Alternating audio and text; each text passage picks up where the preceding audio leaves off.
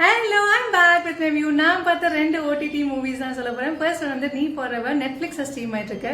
Hero வந்து ஒரு love app create பண்ணியிருப்பாரு. ஸோ அந்த லவ் ஆப்காக எல்லா ஒரு கம்பெனியில் போய் ப்ரொமோட் பண்ணிட்டு இருப்பாரு. ஸோ அந்த ப்ரொமோட்டர்ஸ்லாம் கேட்கறது ஒரே ஒரு கேள்வி தான், நீயே லவ் பண்ணவே இல்லை, அந்த லவ்வோட ஃபீல் உனக்கு தெரியவே தெரியாது. ஸோ அதனால இது எப்படி நான் கிரியேட் பண்ணுறது, இது எப்படி உனக்கு கிளிக் ஆகும் அப்படின்னு. ஸோ அவர் லவ் பண்ணி அந்த ஃபீல் எப்படி இருக்கும், அவரோட பிஸ்னஸ்க்காக ஒரு லவ் பண்ணணும்னு யோசிப்பார். ஸோ அதுக்காக அவர் வந்து ட்ரை பண்ணிட்டு இருப்பாரு. நம்ம ஹீரோயின் வந்து ஒரு ஃபிலிம் மேக்கர் ஆகணும்னு சொல்லி ஒரு ஆசை.